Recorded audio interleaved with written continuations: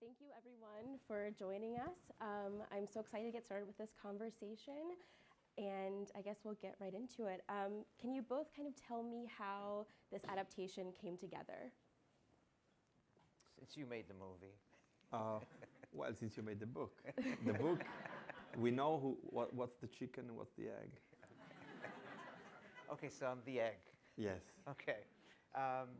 Actually, it took about a good, I think, 8 years.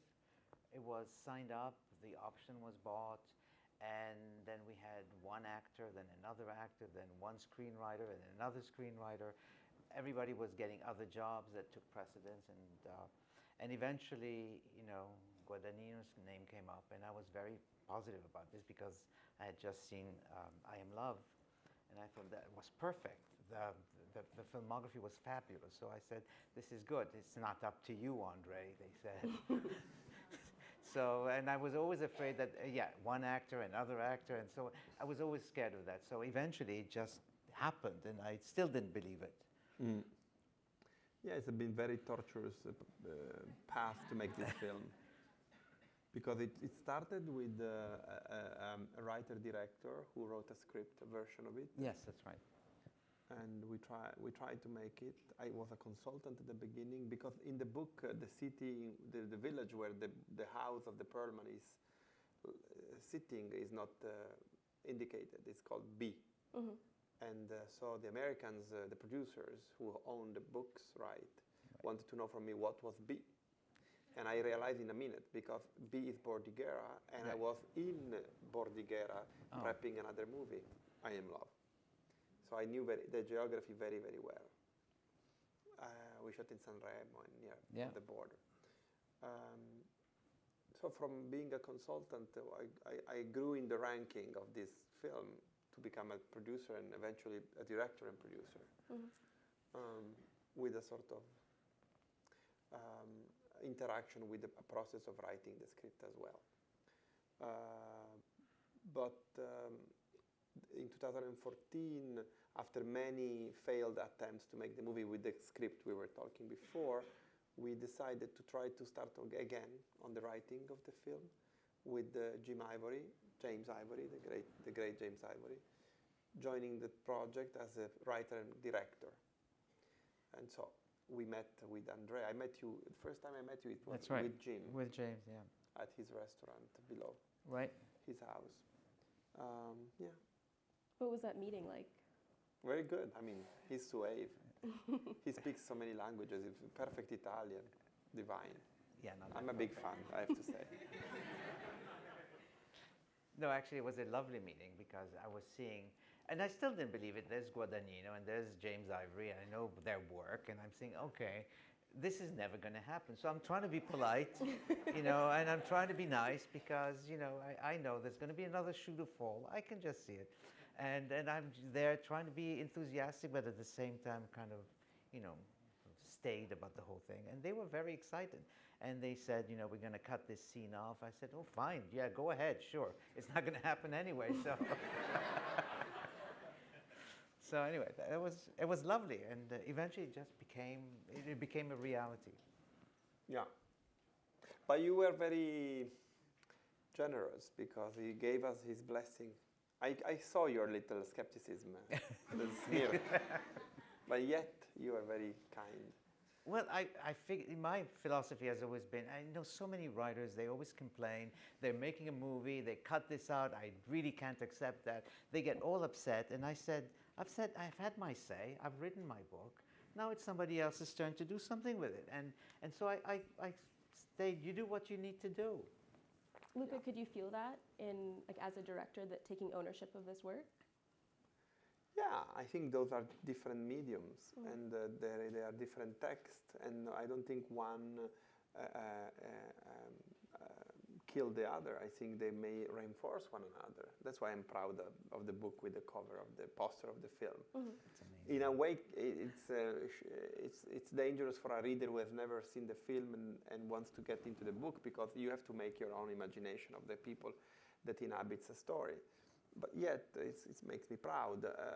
So I think a movie can be a movie unfaithful to the letter of the book, but very faithful to the spirit of it.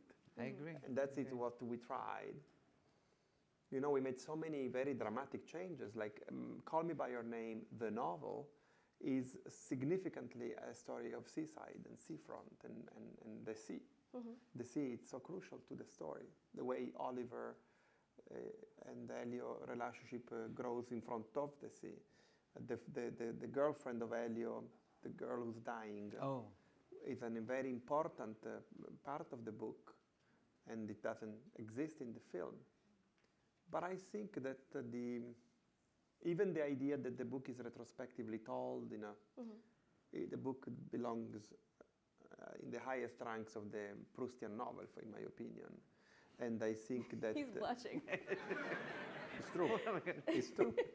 But I think that even if we don't, if we haven't empowered ourselves to go in that direction in terms of the narrative form of the film, I think we still have a sense of melancholy and longing that is so structural to the book. No, I think it's totally true. I mean, and one of the things you learn is, here I've written a novel, and I've heard the term, that awful term that everybody sort of slanders.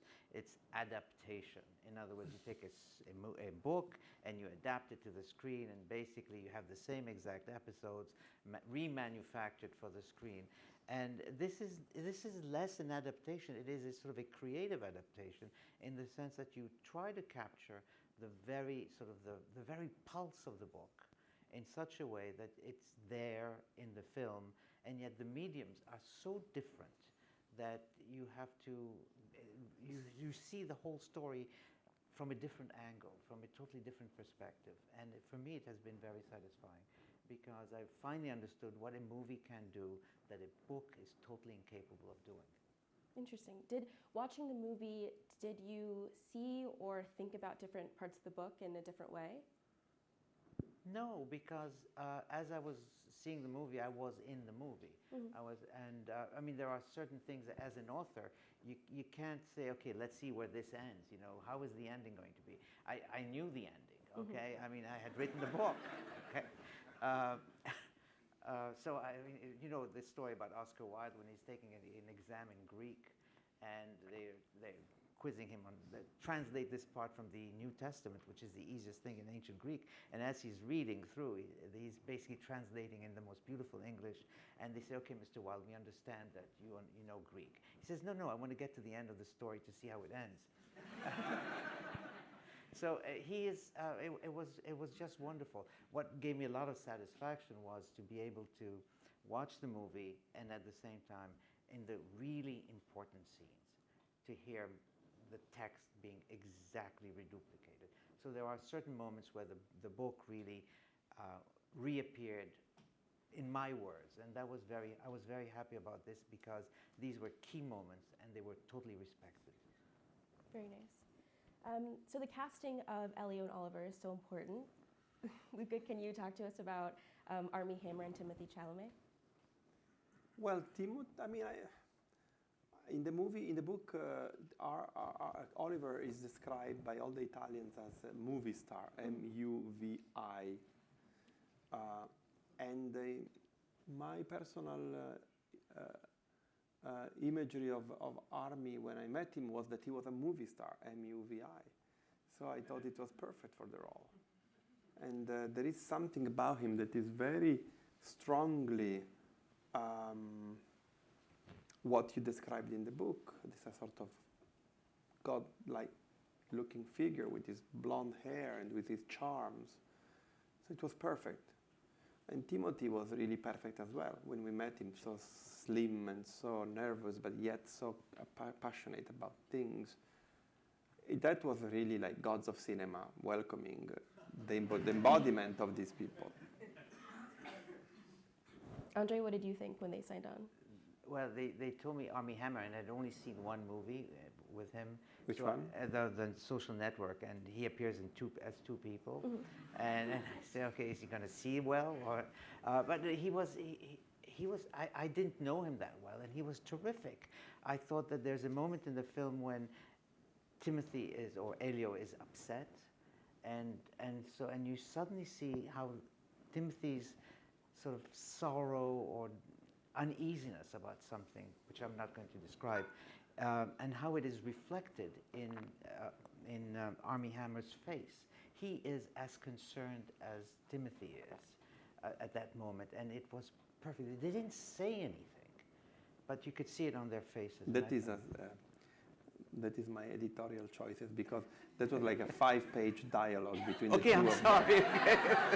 And I was reading the thing and said, you have just made love and you start to talk about it? We cut it. And then I went to Armie and I said, you have to summarize this dialogue in your face. Oh, is that what you said to him? And it was 4 o'clock in the morning. Is that right? Well, it was so obvious on his face that he was totally perplexed, and he had done something terrible to the poor kid and so on, and he felt guilty and uneasy, and it was all there on his face. And it's really amazing how all the 4 pages, there are 10 pages sometimes, of continued introspection, how it all comes out in just 2 seconds of film, of facial figures. And that's why you had great actors. And I suppose a great director too, right? It was an amazing face. It was an amazing face. And I think the same thing is true of Timothy at the very end of the movie, where he calls his mother. There's a woman in the background sort of fanning herself, and he's got a sob. He's about to erupt in a sob, but he doesn't cry. Mm-hmm. And that voice that he produces of a boy who's about to cry but isn't crying, and he says, "Maman, tu viens me chercher," and it was absolutely wonderful. Yeah. How many times was that film? 3, 4 times. Oh, okay. It was wonderful. But it was really, it's interesting because we shot chronologically. So those people grew into those characters. And I know that they were a little bit sad to part ways. Oh, so you used that. Yeah. No, they said that they loved it and that they would redo anything again, because for them it was a wonderful experience. Mm. They keep saying that. And so I suppose that it sort of folds into the story. Mm. That's great. So Luca, how do you get these performances out of actors, other than showing them scenes that you want them to kind of mimic? I think I rely on them, on their intelligence, on their emotional intelligence. This is very generous people with very open. For me, a performance is not drama. It's not like addressing a line. Now, of course, we all love Laurence Olivier's way of doing things.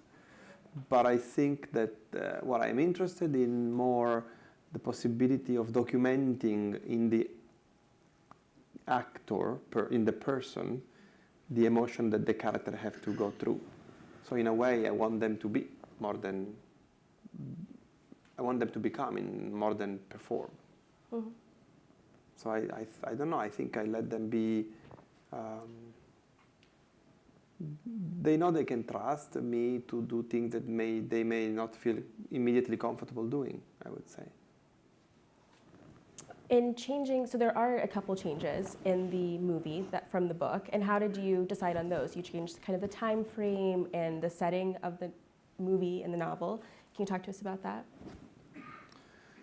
The time frame, I think, because I like the idea that it was just the beginning of Thatcher and Reagan. So it was almost at the end of a moment of great freedom. And so they were, in a way, representative of that season that was basically finished. Mm-hmm. All of them, the Perlmans and Ellie and Oliver. And the setting, I think because I guess your setting is so personal to you and so close to you, I went into the same direction. I shot the movie at home, basically. But I think and there was the chapter in the book that they go to Rome, mm-hmm. and they join a group of intellectuals. And at the age of 22, I had joined, I had become friend with the great actress and Pasolini muse Laura Betti. And I cooked very well, and she liked me to cook for her. So that's how I got inside this kind of elite of intellectuals in Rome. And I spent like a year and a half going there often and cooking and being on the side and spying on this boisterous group of intellectuals. I'm not going to name names, but all of them. And I saw in your book what I experienced when I was 22, but they made me uncomfortable when I was 22. And I just didn't know how to make that real on a film screen, that society of intellectuals. I was scared to make a leap into some sort of pretentiousness, I would say. Because one thing is to read and one thing is to experience. I am not very happy with Italian actors. I don't like Italian actors. But if you do that scene in which there are, I don't know, 20 people around the table disserting about poetry and love, you have to have a certain number of Italian actors. So I thought, let's bring them up in the mountains where they are alone. And in your Vulture interview, you said that you considered cutting out the famous peach scene. Oh, yeah, I did. Andre, did you know about that, or? No, I would have been very upset. No, but of course I love the scene, and I was terrified by the scene. But again, it's like the intellectuals. How do you visualize that without jumping into involuntary ridiculousness or stuff like that? So it was a very laborious process, and also I didn't believe in the physical act. I didn't believe you could do it. And I tried. And I learned that you can do it. But then I went to Timothy and I said, Timothy, I think we should do it because it's possible. And he said, of course it's possible. I tried already 2 months ago.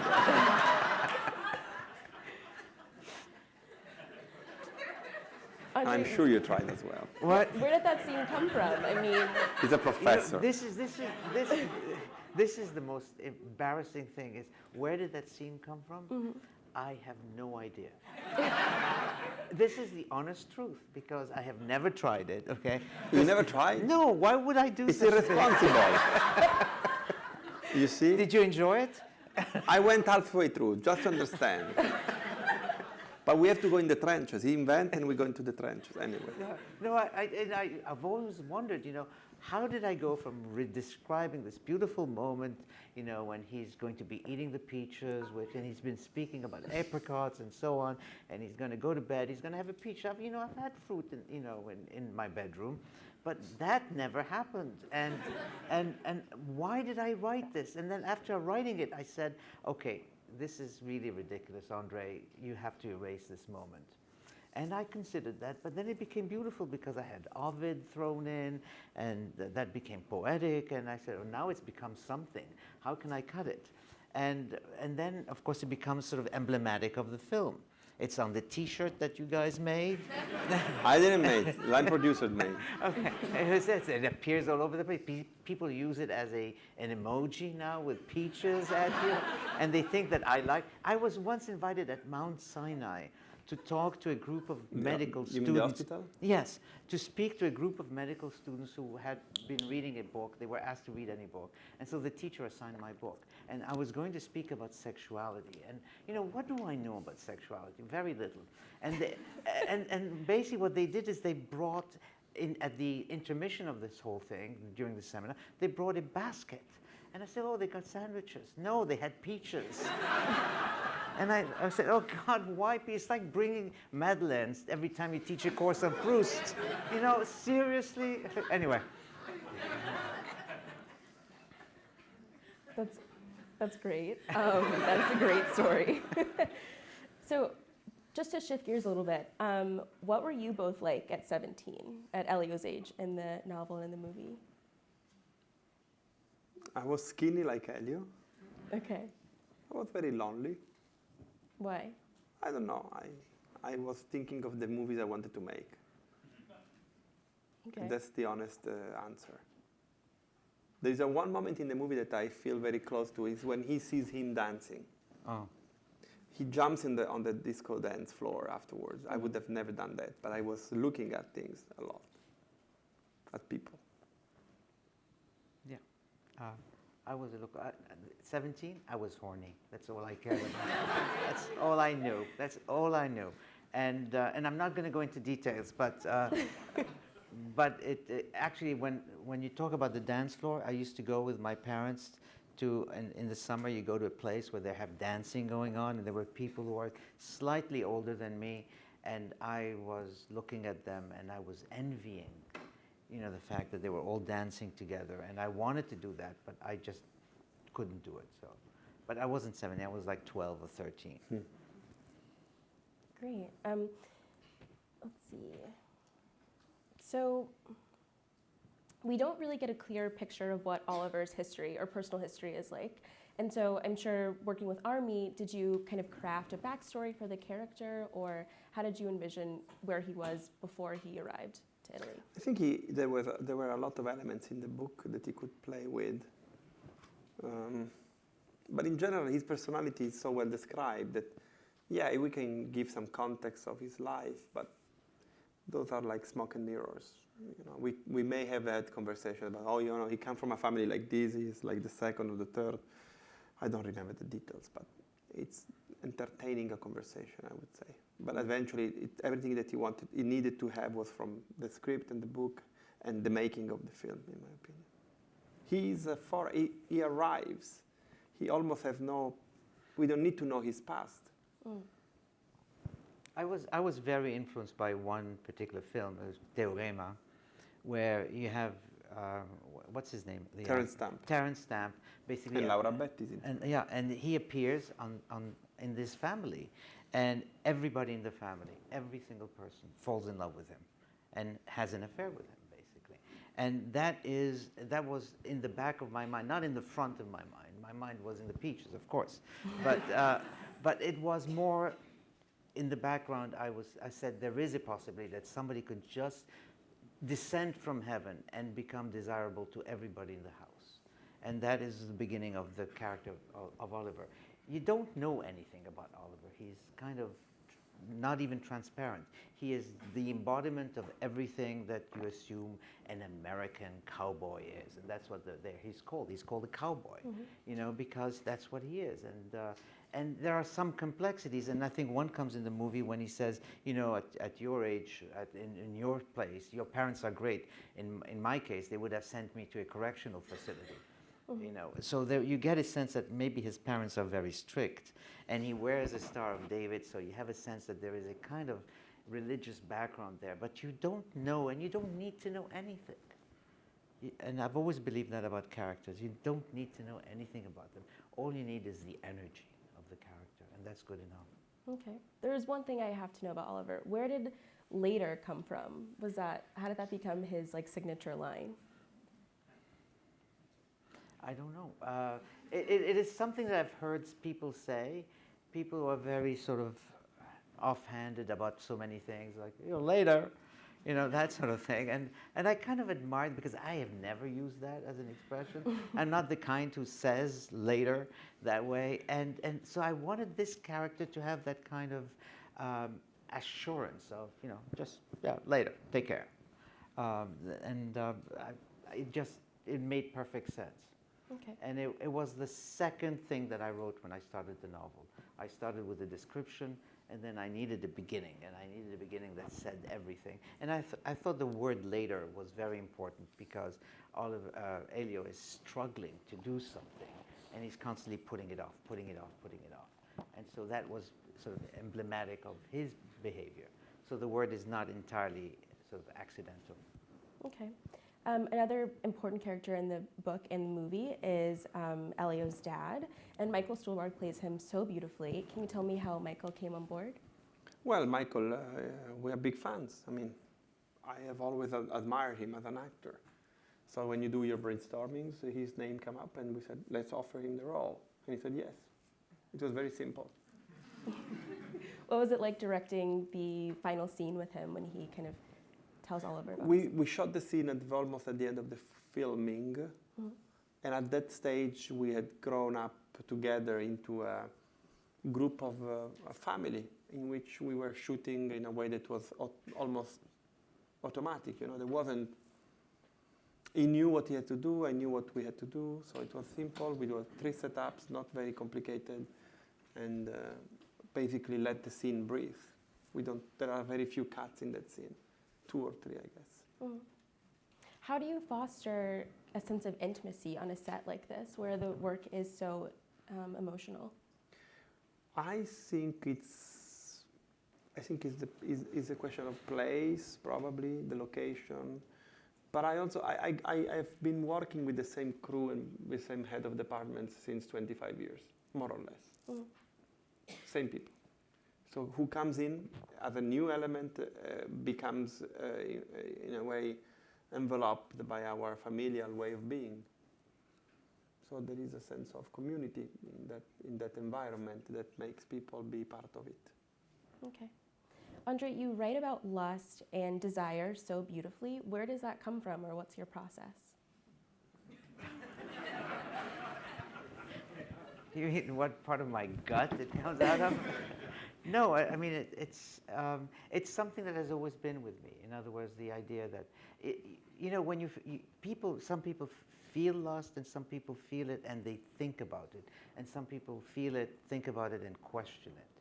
And I was always questioning it. And so I was always aware of lust. I was always aware of the fact that whatever I wanted, however, strange it seemed, others wanted it too.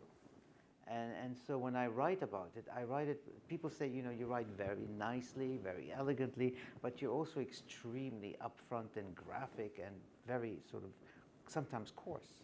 And to be able to do both, to write well and to write at the same time coarsely and in your face, it means that I have to have the assurance that whatever I felt, whatever came up to me, as weird as it was, the Peach Scene case, is I assume that everybody else gets it. Everybody else would share something. Nobody has said, my God, he did this with a peach, it's disgusting. Nobody says this because, they might want to say it, but they don't really believe it. Mm-hmm. In the sense that therefore they must feel that I've reached them, I've touched them. And I always feel that whatever I say, people will understand because they feel it, though they won't admit it. And that is, I think, the secret of my kind of writing. Okay. And I guess the filmmaking version of that question is, Luca, in interviews, Timothy has said that you have the superpower to make anything feel sensual. Or what's your secret? It's a secret.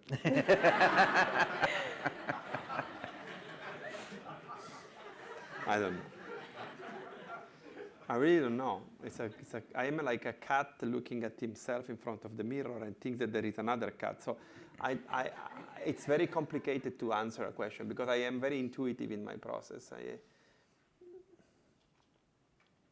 I don't think you can.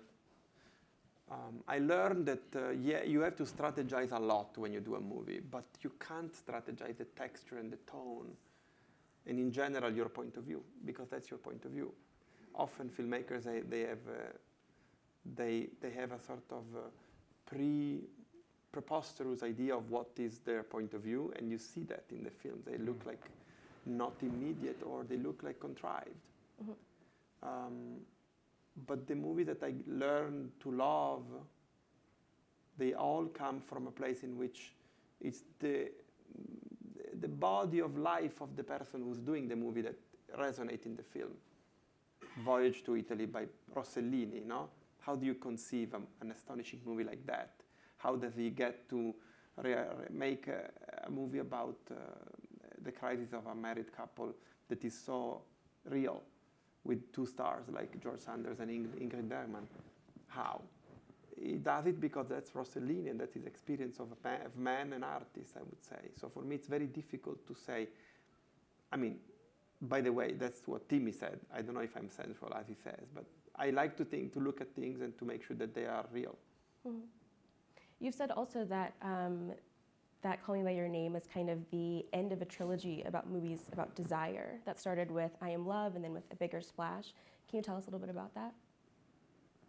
After I did I Am Love, I've been offered like tons of films about bored women with a lot of servants. I got a script about Jackie Kennedy and her lover, Lord Arlec, and they are in Myanmar, and they start to make love, and the waitress starts to take off their clothes off. And I thought, that's what they think of me. And I felt depressed. So you can understand how depressed I became when I started to realize that the next movie was a movie about rich people lounging on the pool, by the pool. And the new one, again, let's say affluent people lounging in a summer, in Italian summer. So I was a bit like, Then I tried to think, okay, if that's not why you do it, why you do it? And I realized that all these films speaks about this immaterial force that drives us all, which is desire. The only point of, the most relevant part of this, though, for me, is that Call Me By Your Name is about hope, and it's about compassion, and it's about becoming better through desire, where in the other two films there was some sort of destruction at stake. Mm-hmm. So for me, this is a sort of ideal, and I'm happy about that. But no more rich foreigners lounging in. Not in Suspiria? No. What's your favorite part of the filmmaking process? Do you like pre-production, being on set, editing? I like very much pre-production to a certain extent, but I love editing. The part that I really dread is filming. Filming is terrible for me. It's true. But I've seen you film, and you're amazing. You're amazing. And I have to say this. I came in, I arrived from New York to the set, and I watched him basically watching the scene happen, and cut, we'll do it again, cut, we're doing it again, and cut. And every single time, it was different.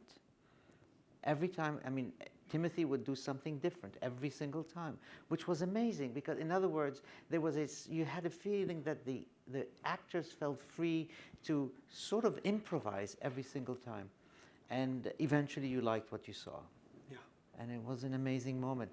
I mean, I've never been on a set before. So he has also acted in the film. Well, you know, that's the Oscar nomination there.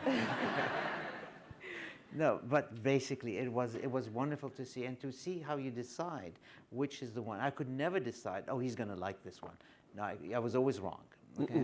but it was lovely to watch you do that, and to watch how the actors themselves, every single time, it was different, totally different. So they had to feel totally free to do what they wanted. And maybe that's the blessing of the film. Andre, what was it like being directed by Luca? No, he let my me... assistant director. I'm kidding. No, there was no director. He said, do this, do that. Okay, the rest you do what you want. and so I was speaking with Amira, who was wonderful. And we just joked. We kept joking together all the time. And so suddenly we're in the film joking together about nothing, really. And it was a lot of fun. I enjoyed it. I thought I was going to be nervous. I wasn't nervous at all. Can we go on? Can I become part of the movie now? Luca, you mentioned that you want 5 installments of Elio's life. Can you kind of tell us what you're thinking about that? Or Andre, will you be involved? I like this character so much. The book has 20 years of their life. Yes. That closes it. So it's in the things that we have to follow these characters more. So I thought about the great cycle of Antoine Duanel by Truffaut, 4 movies and 1 short, that starts when Jean-Pierre Léaud is 14. That's good. And the last one was when he was almost 50. So why not? Those are fantastic performers. The characters are fantastic. And it's going to be beautiful to see them grow up through presidents. Reagan now, next is going to be Bush. We'll see. And next, guess what? Okay. Yes, and the last one. How do you feel about that? Would you want to be involved in working on... I wouldn't do it without Andre. Perfect. Yeah, next shot. Don't get him involved. No, I would do anything you want. I mean, you've been wonderful, and I mean, whatever the actors have been saying, it's true. You're a wonderful person to have as a friend, as a colleague, as a director, and as a person who invents what's going to be shown. It's fantastic. So of course I'd want to be, but you know, I don't know how to write a screenplay, so I'm not that good at that. So. Well, maybe you can get another cameo and then another Oscar nomination, and we'll get it done. Yeah. Last question, and then we can move to Q&A. I'm curious, do either of you see yourselves more as an Elio or an Oliver, or who do you relate to most? I see myself as Mafalda. Okay, explain that. Give us a... I'm quiet, I cook, I take care. She has a bad temper, though. In your book. Yeah. In the movie, she's more kind. In the movie, she's kinder. She's much kinder. Okay. Except I couldn't understand a word she was saying. Because she was speaking in very strict Lombardian dialect. I know. I couldn't understand a word. The Amanchise, the other one. The gardener, the one who grows the peaches. All right, well, now we will move to Q&A. We have 2 mics going around, and if you could keep your questions to questions and not comments, we would appreciate it. The gentleman over there. Yeah, Luca, you can go ahead.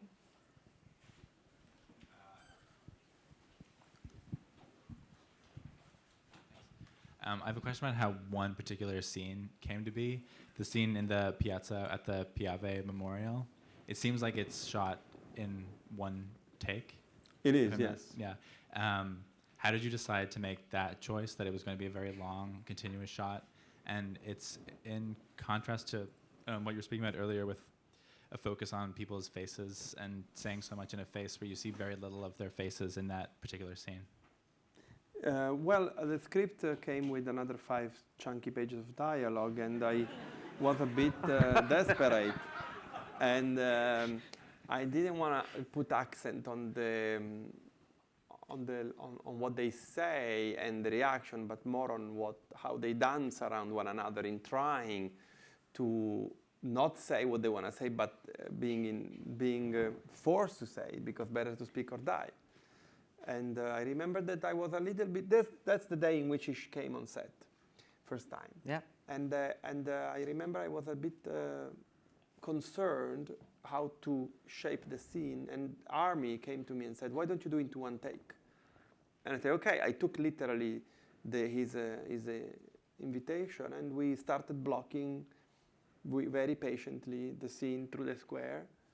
It was about every time that Elio was alone, there was a suspended time, and every time it was with Oliver, the focus was on Oliver.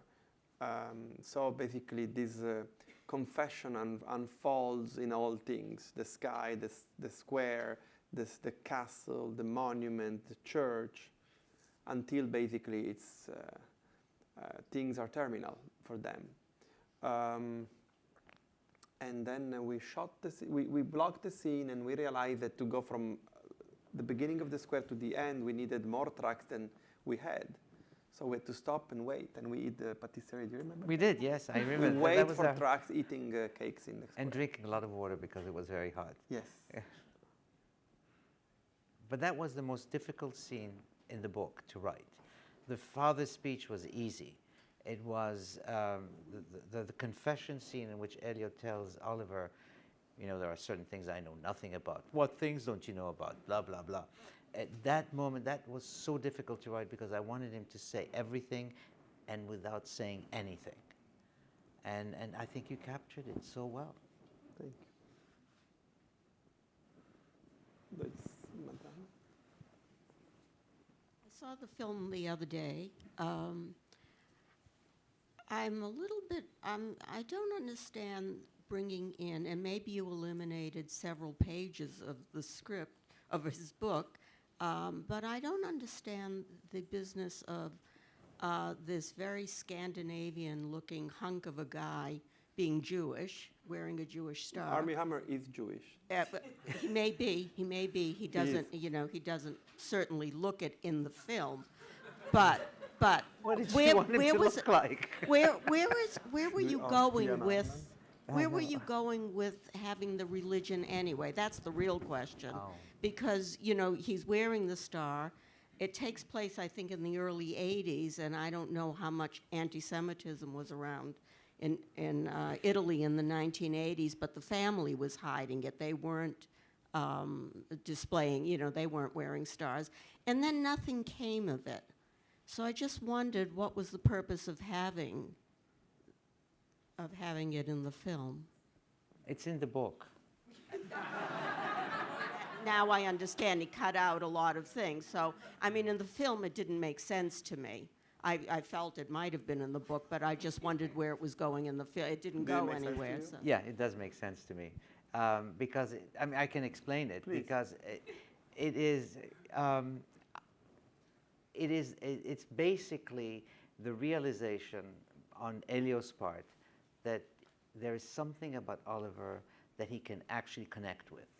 It's brotherhood. Yeah, it's the And the it's first the- thing he noticed on his neck is the, Yeah. it's the Star of David. And when the mother sees that he has gotten back his own Star of Right. David, she says everything without saying anything. And she knows how strong is this connection with this other boy. And she touches his torso. Right. It's so strong, I guess, I think in the film, this thread of thought of their Jewishness. And they are not hiding. The mother, he says, we're Jewish of discretion. Right. They celebrate Hanukkah. Sorry. They celebrate Hanukkah, and that's how the movie ends. And the maid is also totally at home with the Hanukkah cooking. She's cooking the latkes. Yeah, and as per Armie Hammer looking Jewish, I am a little bit. I get a bit of a spine tingle when I think about people looking the way their ethnics should make them look. Honestly, that's my personal remembrance of things past. That's a good answer. Yeah. Right here. This book and this movie has become such an important relic to the queer and LGBT community. Do you think that that was the intention when writing the book and adapting the movie, that in 2017, under Donald Trump, this would be such a groundbreaking, important relic of a marginalized community, and that narrative would be so important and such an important theme for people to latch onto in the book? Well, the book was written 10 years ago, and you have some cultural changes that have occurred. Nevertheless, I mean, there's a certain kind of openness about, and after Brokeback Mountain, people went to see it. It's not that they were reluctant or that there was something shady about it. So it was already out in the open. What is special about this book, I think there are two things. One is the fact that there is no danger. There's almost no prejudice. There's no danger. Nobody's going to come and kill you. And as everybody knows, the question of disease is totally mitigated. It's not even there. So there's a kind of serenity about the whole thing. On the other hand, so I don't think the gay community is going to be affected by the book. What I would like to see, if I can say so, is the parents of gay people to basically say, I want to be this kind of a father. I want to be the person who will say exactly what the father says. And I think that people being moved is one thing, because a lot of people were moved by the book 10 years ago because they were in the 60s and 70s and they had basically paid for being gay from their parents. And I want it to change totally so that eventually people are going to say it's okay, but the parents are going to be moved. And that's what I wanted. In my view. But I didn't write it with a mission statement, hey, parents.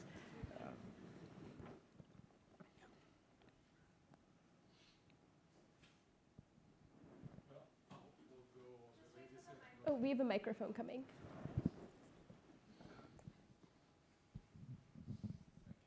Although the facilitator was saying not to make comments, just to ask questions, still mine is kind of mixed. As a gay man, when I first read the novel, my first impression was, okay, this is a great gay novel. But then as time passed, and then when there was all the hoopla about the movie coming out, and now listening to guys, it seems to me that you both are referring to something which is that there are many things that are not exclusively of one group, but certain things that happen, I haven't seen the film, that happen definitely in the novel, that you could say are universal, are not really just characteristics of a certain group or anything like that. Even the sex between two guys is, well, it's homosexual sex, but still, there are much more things beyond that. And my question, to put it in terms of a question, is Do you think that's right, or you think I'm wrong? He hasn't seen the film. But he will see the films. I think the key word is universal, although that's kind of a bland term. It kind of makes everything okay, you know. But it is, I think, the point of the book, and I didn't write it with this thing. Okay, this is going to touch everybody from the kid to their grandmothers. Okay, but it is a fact that it doesn't focus on anything. The word gay does not appear, but then the word love does not appear. So I, as a writer, I always avoid using any word that automatically sort of fossilizes the thing and makes it become solid. I want everything to be sort of very fluid, very ambiguous, very amorphous. That's how I write. And so I'd never name anything. And so, in fact, the relationship is the relationship of two human beings who have found each other and who basically will never, in their hearts, ever lose each other. That's all I wanted. And that's why. But I also, what is for me even more is that that experience of Elio and Oliver becomes a substance that makes everybody intoxicated by their relationship. You know, like I think so. It's Yeah. about compassion, and you know, you didn't use the word love, but there is a Capote in Other Voices, Other Rooms, I guess. Said something very great. He said, "Love, knowing no geography, has no boundaries," and I think that can be pertaining to your novel and hopefully to the book, to the movie.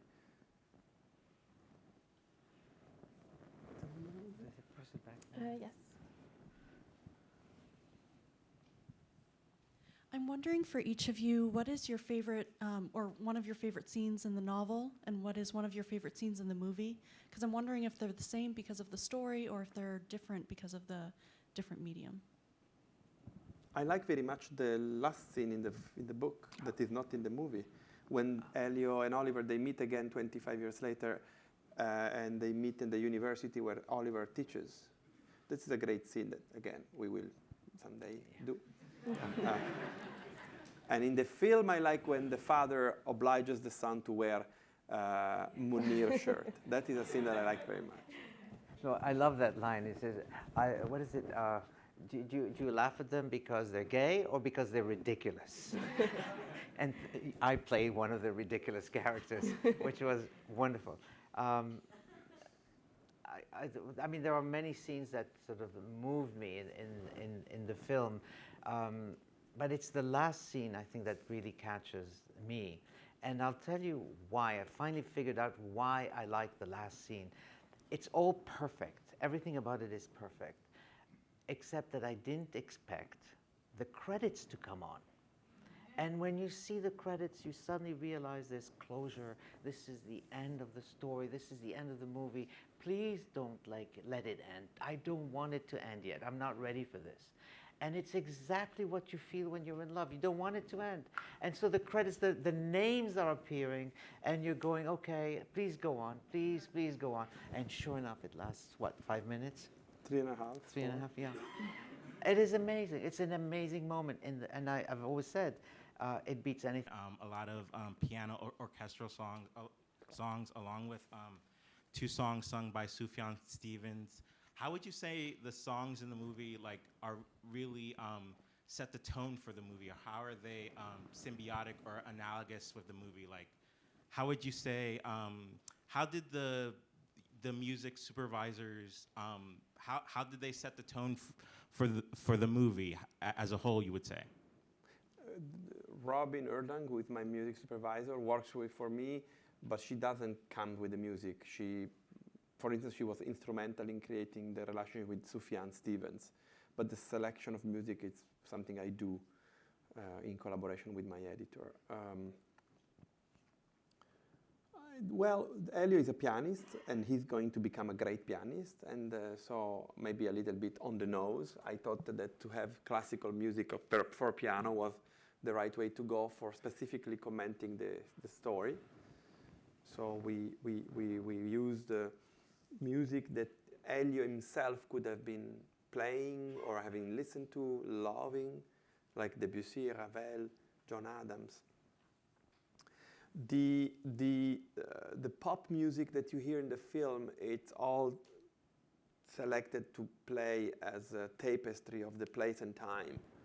It's music that was really in heavy rotation in radios at the time. It's the music of that summer, honestly. We went to a very specific degree to understand what that specific song at what time in the day was playing mostly. We made these kind of inquiries. And we accordingly used the music that way. And regarding Sufjan, the book is told from the perspective of Elio. It's in first person singular, and that's the voice of the book. And I knew I didn't want to have that, because I don't like when you have someone telling you the story from a place in which you are not. I want the audience to grow with the movie and with the characters. But I like the idea of an external voice that was enveloping of sense everything. So that's when I thought about inviting another artist to join the movie and to give his own contribution that was really almost independent from the movie we were making. So I contacted Sufjan a year before shooting the film. I mean, he's fantastic. He's one of the greatest. And I spoke to him about the book. I spoke to him about the characters. We gave him the script and the book. And then a year later, while we were shooting, he sent me 3 songs. That one is Futile Devices. That is a song that he had been made before, but he rearranged for piano. And these 2 new songs that he made were astonishing. They were so beautiful, and we were so lucky to have them.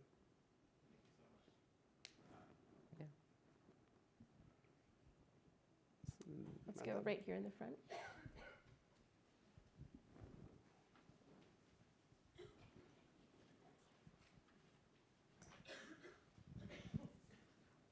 Hi, my question is for Luca. In the film, well, Timothy gave an interview and said that the opening titles, the font, you had just walked and saw it in a storefront window, and then you got that person. No, that's not true. Oh, was it true? He said it in Jimmy Fallon. He's making a little bit of a confusion. The main titles in I Am Love, they are inspired by the luminaries. How do you call the window signs from the 50s in Milan? We made a research about that. But in this case, we wanted to have what you see in the beginning of the movie is the desk of Mr. Perlman, and everything you see in the desk is little object that he uses in his everyday life. That's Mr. Perlman world, and his Xerox of the statues. And then the writing has been made by hand by a wonderful lady in Milan called Chen Li, because it's like an invitation. Come in the movie. That was the thing. No, I followed this because apparently people are asking, what is the name of this font? And it's made for the film by Chen Li. And somebody replied, it tells you what I don't do when I'm not sleeping. Somebody replied, it's handwritten.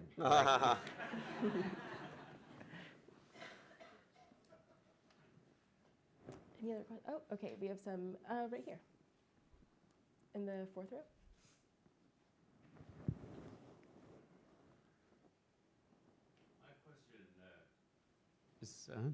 My question has to do with the amount of time in the book that Elio thinks of this possibility, then that possibility, which seems contradictory. Then there's another one often, and it's all in his mind. And of course, to some degree, an actor can show some of that, but it's perplexing to me how all that could come through in a movie, and I'm really looking forward to seeing, but can you comment on that at all? To capture all that complexity and nuance and contradictory thoughts? Well, probably the rhythm of the movie is such because of you need that space and time to unfold that kind of behavior coming off on his face. The movie has a deliberate pacing that people like. That's good, but it's 2 hours and 10 minutes, so it takes time. No, but actually there is a difference, and again the film does something wonderful because you watch the face of the character of Elio as he's watching how Armie Hammer is behaving, And each time he looks at him, he has a sense of, at once he's sort of kind of querulous, like, who is this guy? Why is he speaking this way? Why is he suddenly bolting out of our house or out of my other conversation? And he's always sort of stunned by him. And the stunning sort of progresses until he sees him dancing. And he basically, he's now, you know, he's not just looking at him dancing, he's interested in the person dancing. And all this in the book is, you know, a good 50, 60 pages of, is it because I'm attracted to who he is? Do I want him? Do I not want him? What is it that I actually want? And so on and so on. All this has been summed up in the expression of the face. And I mean, to do that, you have to, I mean, the temptation which you resisted for doing a voiceover is always there. It's like, it would be so easy to do a voiceover, but at the same time, it would ruin the picture. All right, we have time for one more question. Let's go in that back corner right there. André, can I ask you, what was your inspiration for this story in the first place? I think this is for you, André. What was the inspiration for writing the story in the first place? You're not going to like my answer. No. I mean, it's so weird because we were supposed to go to Italy that summer. We had a tendency to go almost every summer to Italy to rent a house or an apartment for a short while. And that summer, we were getting ready to do that. And suddenly we couldn't do it. I forget why. And so I felt like, God, you know, this thing about Italy was so nice. I wanted to go to Italy that summer. And I was writing another book, which was very difficult to write and truly trying. And between the desire to be in Italy and the desire to escape this book, which was giving me such a hard time, I suddenly one morning woke up. I remember exactly when it was on April 5th of 2005. I woke up and I started writing, arriving in the house in Italy through a pine alley and what it would feel like. It was like me manufacturing what it was like to be in Italy. And I had this image of this beautiful house that Monet had painted in Bordighera. So the whole thing sort of conflated. And that is what started. That was the seed of the book. How the book went from this to having a character like Elio, which I had to manufacture because I was going to be the Elio. Little did I know that I was going to be not Mafalda, but the other character, Anchise, okay? But that doesn't matter. The fact is that there was a character who was going to be Elio. And then there was going to be, what is Elio going to want at that point? Oh, well, okay, it's going to be a girl. No, it's not going to be a girl. It's going to be a boy. And that sort of develops gradually. And then I just couldn't stop myself. It became obsessive. I'm going to push and push and push and push. And you use everything you know, everything you've read, everything you've seen, you just dump it in there. And for me, it was an amazing adventure. All right, thank you all so much. Thank you.